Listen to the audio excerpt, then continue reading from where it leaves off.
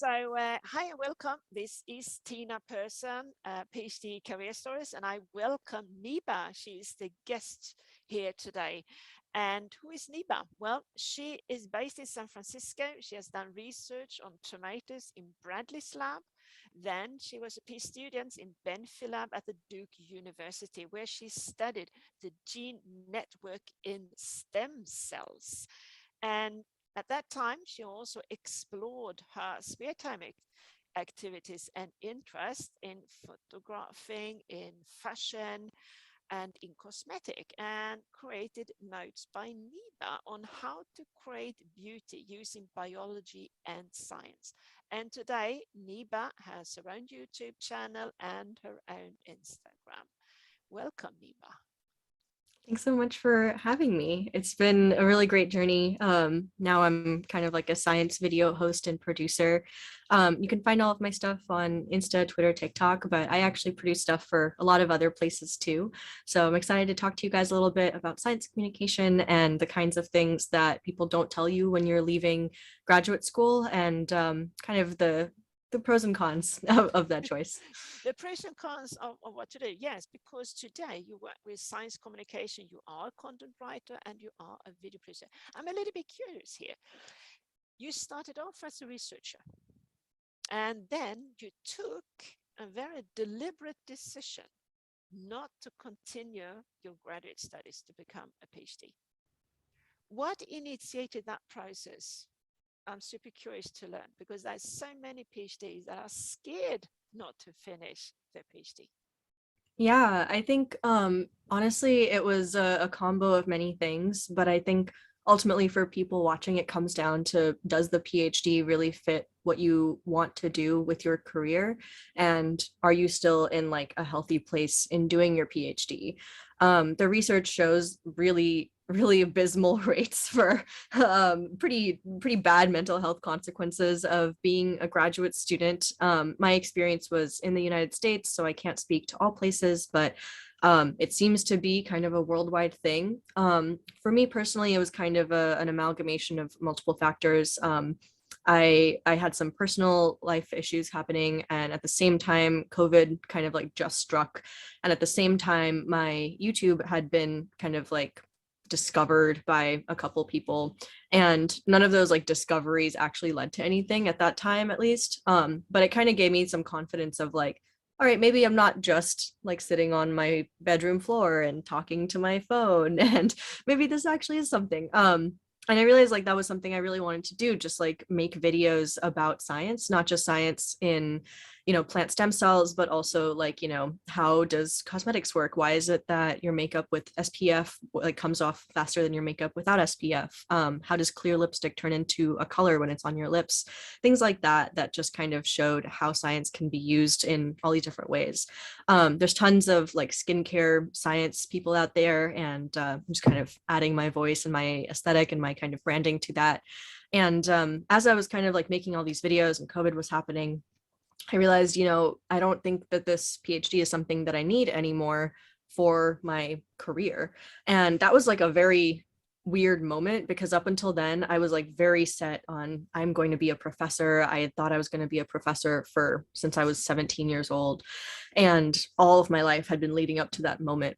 And there's this weird kind of like sense of you're not good enough if you decide to leave, which is obviously not true. Like, you've made it to the program, there's not much more you have to do, you just have to do the work. But it's a pretty long process. You're not being compensated fairly, which can like disproportionately affect certain groups. There's some people who, they have their parents help in buying them a house, and then there's other people like me who have to like, just pay money just to rent to exist. So all these like little disparities really come out, especially when you're making like 3, 4, 5 times less than what you should accurately be getting paid. And people think it's like a whole sellout. Oh, you left just because you wanted some money. No, I also wanted to survive. I wanted to like go to the grocery store and not pick something that was 50 cents cheaper just because I had no money. It was ridiculous.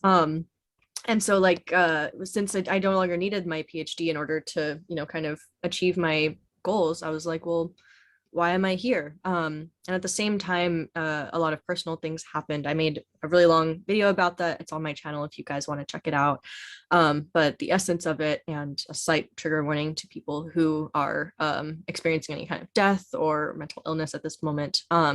My mom was diagnosed with cancer and not given a very great outlook. And so it kind of put a lot of things in perspective for me. I think COVID did that for a lot of people too. Just like, what is the point of life? Why do I want to be here? Now with kind of like the great resignation, we see a lot of people questioning, why am I sacrificing so many things for a job?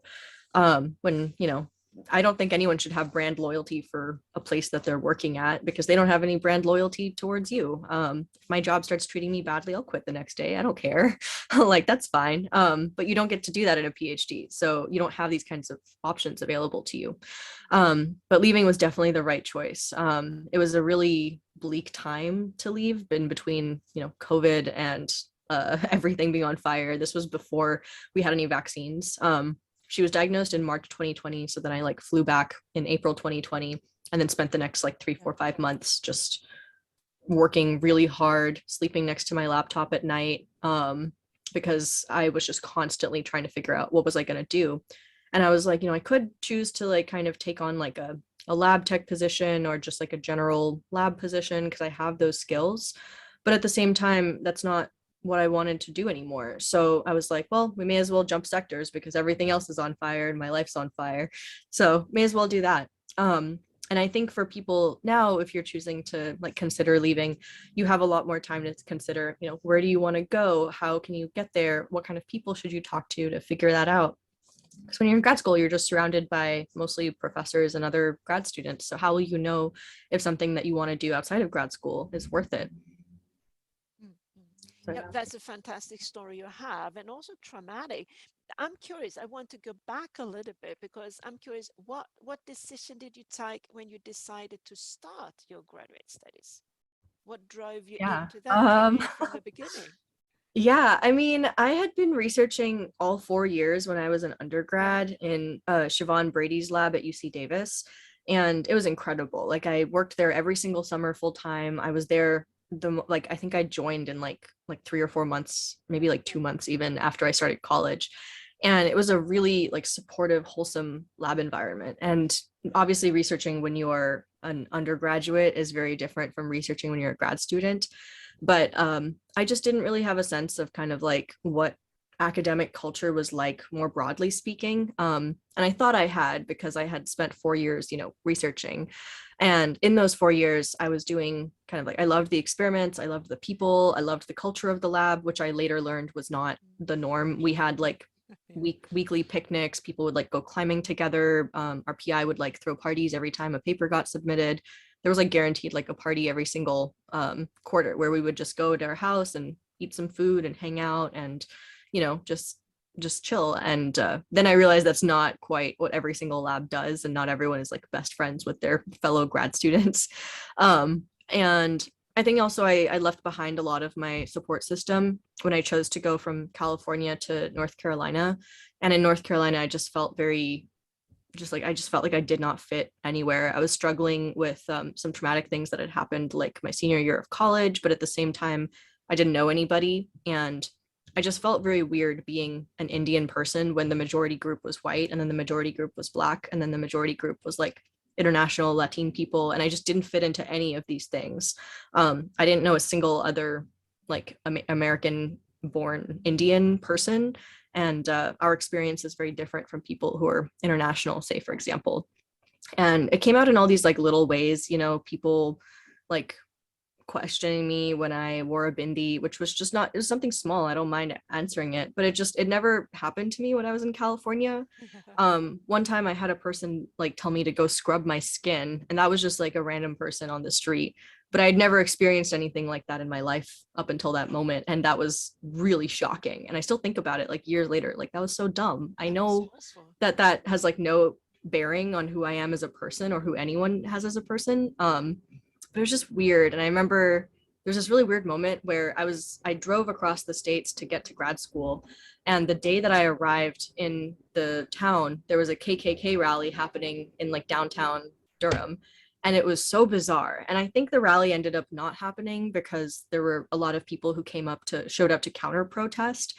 But just the fact that that even was a possibility just like scared me so much. This was 2017 when Trump was he had just won the election, and everyone was like showing their Confederate flags everywhere. And I felt so scared. I had never felt so like scared because of my own like color up until that moment. Even like post 9/11, I have like no memories of 9/11 whatsoever, but it was just really bizarre. And I think the lack of community was really weird.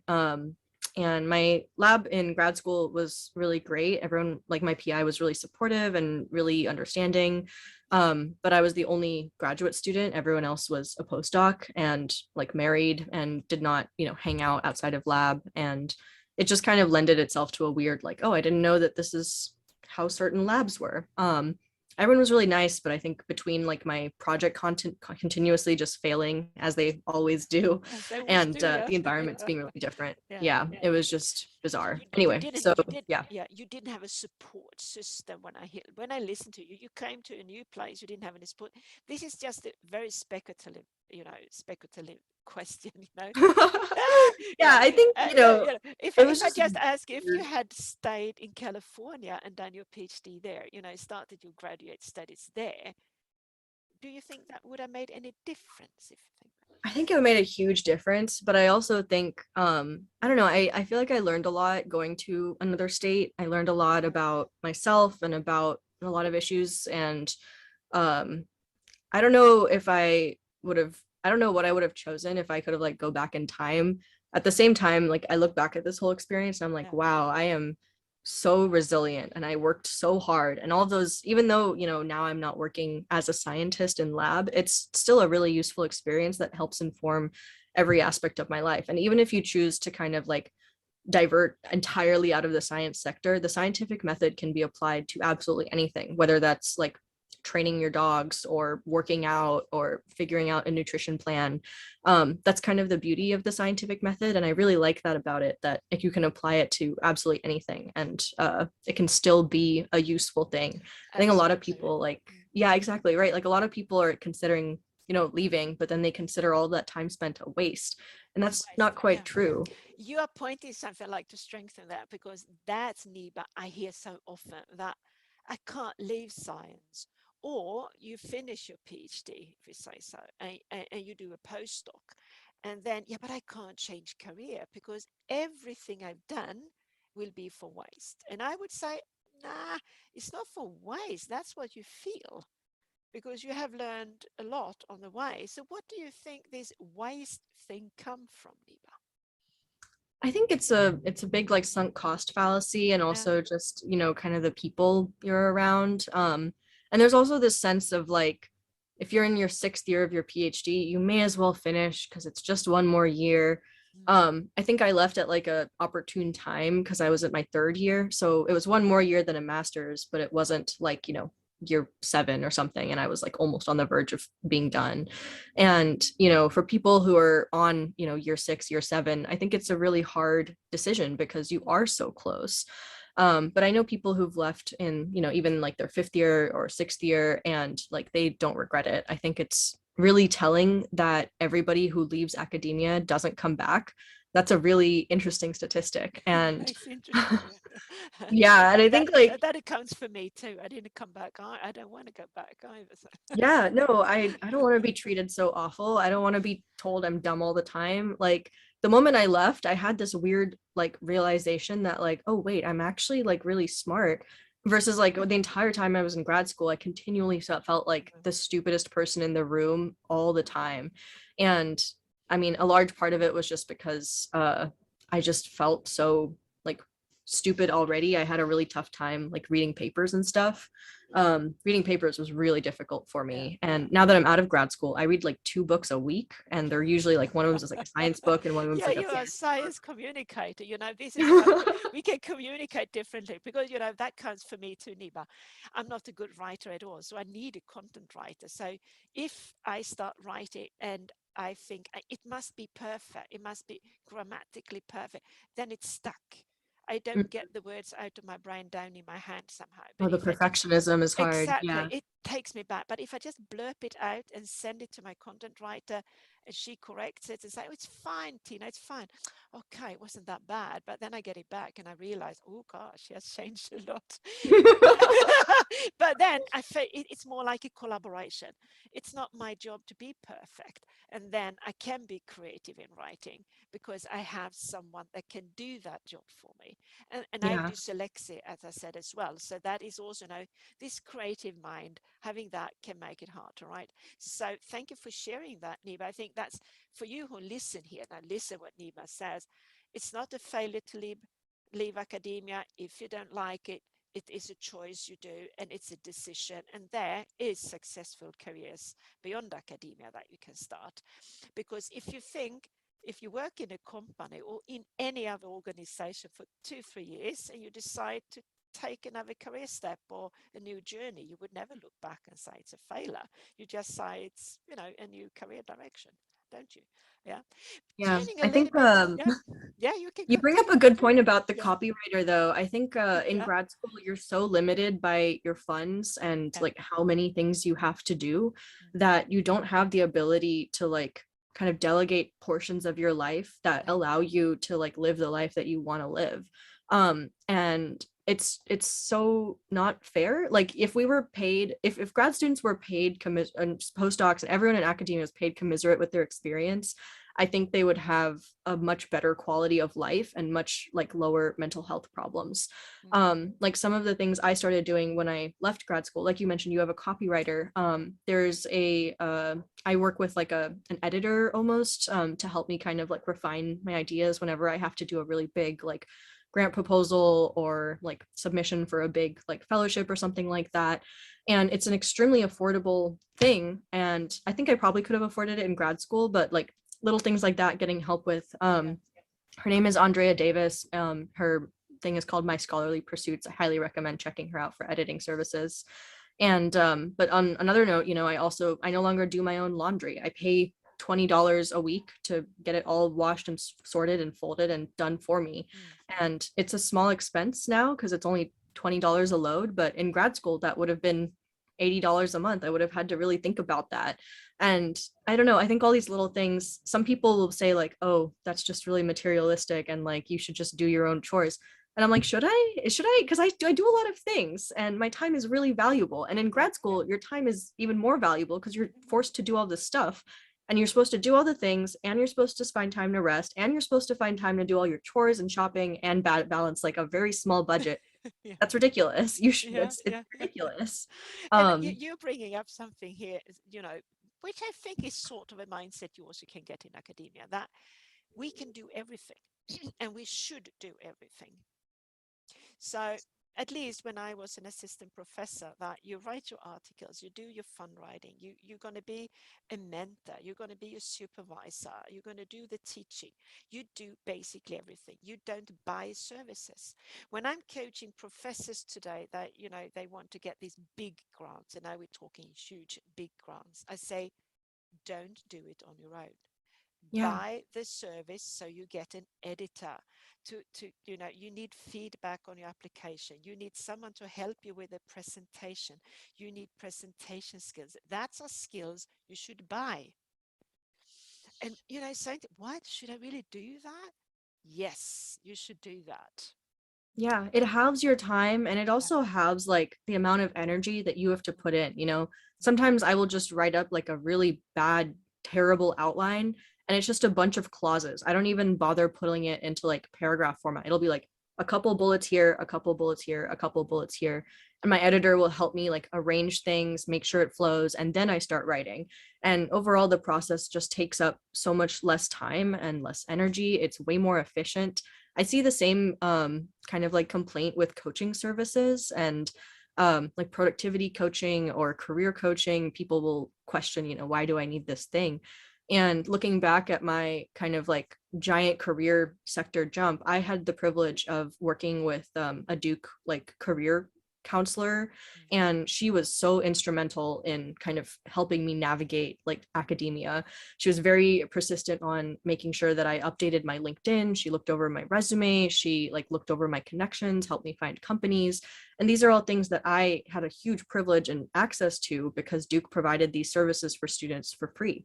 But, in hindsight, looking at all the things she did for me, especially with like, looking over my cover letters and looking over my resumes, she made such huge changes that I'm like, wow, Yeah, I that know. would have been a lot of money if I actually had to pay for it. And luckily, it just so happened that Duke had really great services. But, Yeah, not every single no. place has that. And maybe you're just not in a location that has that. So, coaching might be something to look into because quite Thank frankly, you we for can't be giving expected to know. advertisement here. Thank you for the Oh, advertisement.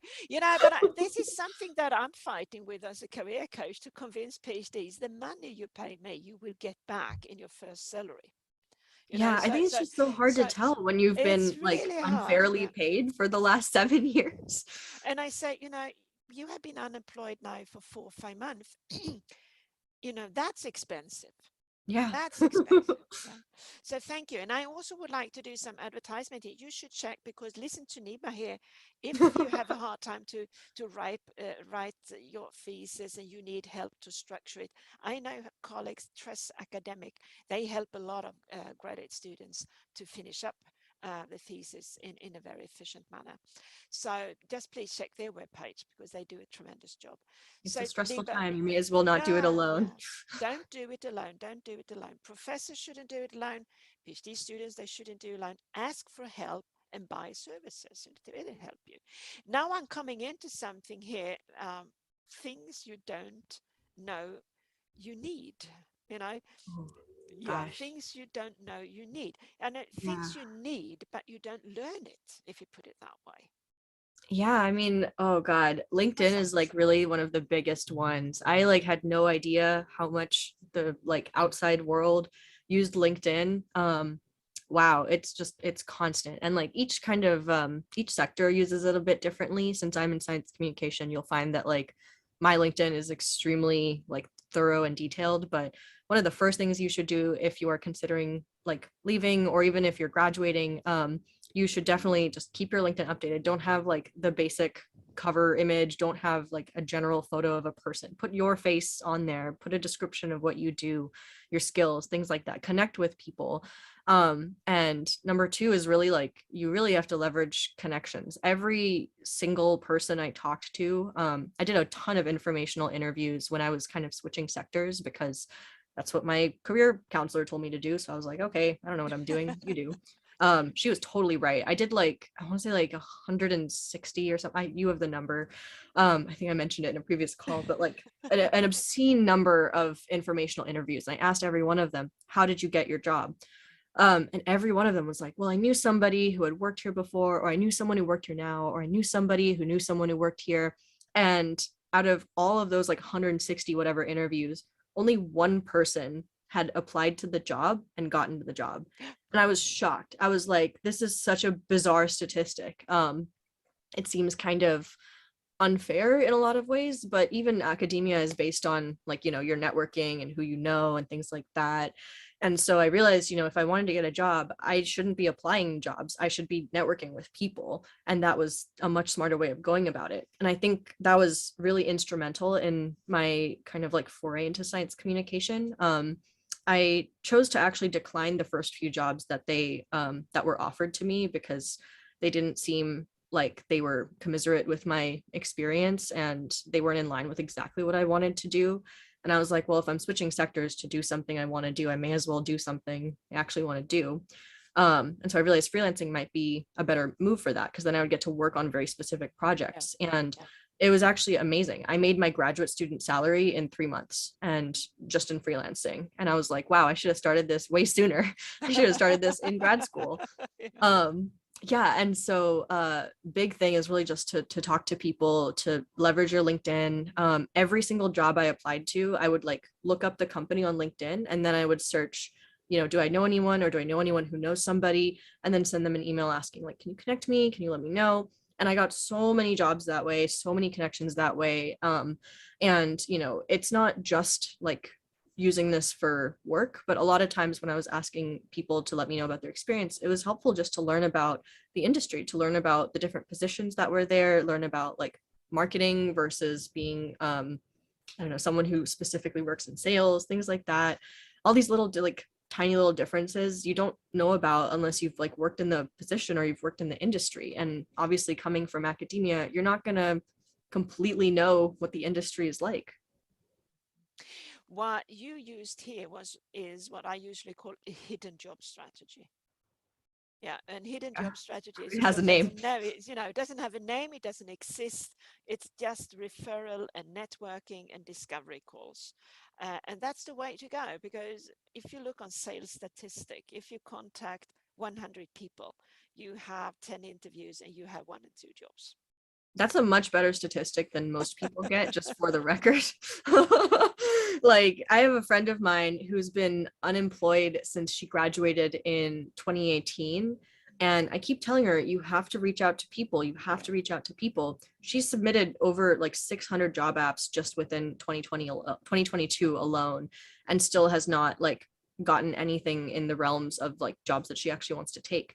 I'm like, you have to talk to people. I don't know Have to how talk else to to tell you people. this. Like, you've got to like speak to a person, get them to talk to you. Oftentimes you'll find that like perhaps, you talk to a person and they say, oh, this job is filled, but we actually have something coming up. Quite frequently when I was freelancing, I would just talk to people and be like, oh, this is something I'm doing. Like, let me know if anything comes up, if you have any work. And they'd be like, oh, yeah, actually, we have some work. We haven't put it on our website yet because no one's gotten around to writing the description. But if you want it, it's yours. And I was like, oh, okay. And that happened like time and time again, maybe like once a month. Time and time again, yeah. And as a freelancer, our jobs is always about, calling people. I can offer that, but most importantly, you ask, what do you need? Because if you start to ask what do you need and what kind of people are you looking for, what do you think you're gonna recruit, or then you can ask, why do you like your job? And you learn a lot by doing that, and then you start a very interesting dialogue, and then people start to like you. Because I can tell you that what Niba is saying here, it makes sense. You can work with recruiters in the same way.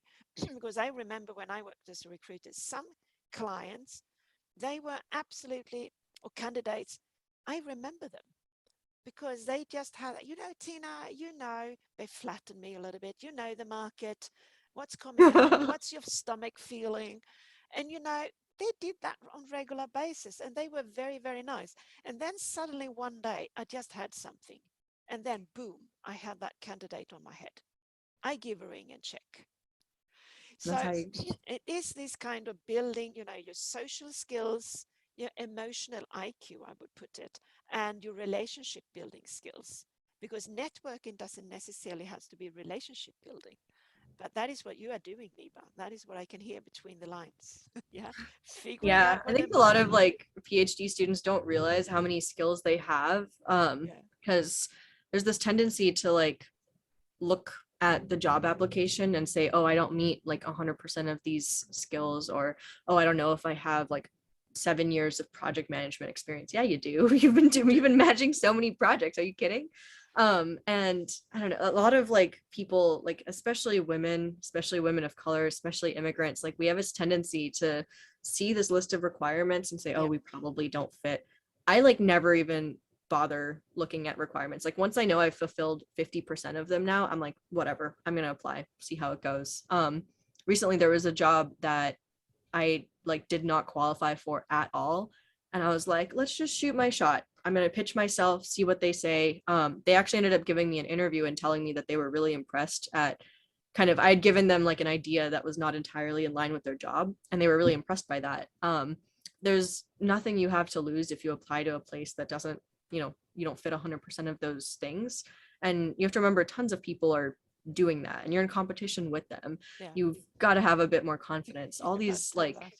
yeah, way too many people like coming out of academia don't have confidence in themselves because for the past 7 years they've just been giving like amazing presentations about work that they've been pouring their heart and souls into, and then the moment after the presentation like 7 professors raise their hand and they're like, actually let's like rip this apart real quick. It's so It's over bizarre. perfection and you have been criticized so much. I just recently talked with headhunters here And I said, what is the ideal candidate, an attractive candidate? And they say, if you have the basic skills up to 75%, basic skills here, Niba, the rest is your passion, engagement, and your willingness to learn in the new job. So if we have two candidates, that one is a perfect fit from the skills, skills, and 175, they always take the one and promote the one, being most interested, showing most passion. And I think this is something that you listeners should take with you, because this is what you say, Niba. By doing these discovery calls, by talking with people, you show your engagement, you show your willingness. And that's much more important than being the Oh yeah, perfect very candidate. strong. We are coming to an end of the podcast here, Niba, and I would like as I always do, yeah, 3 tips you would like to give your fellow graduates and PhDs and any lecture professors listen to us here.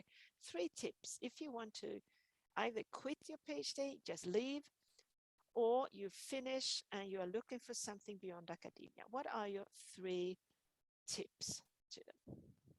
Yeah, I would say the first one is something we kind of touched on, is really don't try to do it alone. If you are, in a place where you're surrounded by friends or a partner or something like that, just, let them know, hey, I'm going to be doing my dissertation, or hey, I'm going through a really tough decision right now. I'd love to get some support, whether that is through, maybe you can do the dishes a little more, or maybe like I don't have to be in charge of groceries this week. Kind of like laying out things that might be helpful for you. Maybe not everyone can read over your thesis because they don't have the expertise, but a friend might be able to like stop by and give you like, I don't know, some apples or something as a snack. And that helps a little bit with a little, just a little bit of motivation and food and things like that. Really kind of like laying out the ways that people can help you makes it a lot more likely for them to help you. And it's not your responsibility to feel like a burden if you're asking for too much. If it is too much, the other person will tell you. It's on their responsibility to say, I don't have time for that, or set up a boundary if they don't have that. That'll be my first one. My second one is, we kind of talked a little bit about like informational interviews and like networking. But in academia, you can find the networks kind of end in a lot of academic circles. So in order to kind of leverage the most out of the contacts you do have in a sector that you want to go into, or perhaps a company that you want to go into, I would highly recommend ending each interview with, thank you so much for your time. This has been super insightful. Based on our conversation today, can you recommend me 3 different people that I should reach out to? And would you be comfortable with me giving your name as like a referral to these people? Yeah, And yeah. more often than not, they'll say yes. They might even offer to, introduce you over email. And I would say that's a really great way of like kind of keeping the conversation going, especially if you're trying to kind of like break into a new sector, a new company, because how else are you going to make those connections? Like obviously conventions and conferences are going to happen again soon, hopefully, but until then you got to have like a online way of meeting more people. And then my third tip would be, this is kind of like a nerdy way of looking at it, but if you think about kind of a graph of like your x-axis is time and your y-axis is work, and say your equation is y equals 5, and you're doing a steady amount of work, and you're not like growing higher and you're not dropping lower, but you're doing a steady amount of work, there's this tendency to feel as though like you're not doing enough and you're not like growing and you're not like pushing your career and stuff. I think that's absolute nonsense. Like you're still completing all the stuff you're currently doing. That is still growth, because if you integrate all that area under the curve, you're growing all of that onto the experience that you've already had before. Just because you're not like actively trying for a promotion, or you're not like applying for grants or whatever, doesn't magically mean that you like are not doing enough. You're still maintaining all these things that you're doing. You're still like doing all the administrative tasks of being an adult, which takes up so much time. I think there's this tendency to like kind of be stressed about something, and then you add more stress by being stressed about the stress, and that doesn't serve anyone. That just like doubles your stress for no reason. Maybe this is a very mathematical way of looking at both of these concepts, I'll admit that. But when I thought, I was journaling about this the other day, and when I thought of it that way, I like drew all these graphs out, and I was like, wow, like I'm still accomplishing so much, even though I'm not like applying for this promotion, or I'm not like throwing myself into a new initiative or whatever. It's still, all that area is still there. Why would I stress about something when it's just going to add on to the stress for no reason? Being stressed about it, that you can't change. There's still going to be a Yeah, problem, but at not the least you can stop like beating yourself up about it, because that's not going to really do anything. And at least if you reduce the stress, you might find yourself in a position of being able to have more energy, or being able to think of a solution for it, versus before you can't do that as easily or as well because you're under so much pressure and stress. Mm. Thank you very much, Niba, for your tips here. So this was Niba, notes by Niba. Thank you very much for being a guest in the channel here, or on the channel here. And this is Tina Persson, PhD Career Stories. So don't forget to follow us on Facebook. You find us there. You find us on Instagram and on YouTube. And we also have a very brand new web page. So don't forget to check in that, because we have over 100 podcasts for you to be inspired of. So have a great day. All right. Thank you so much. Thank you very much. And thank you so much, Niba. Now I'm closing that.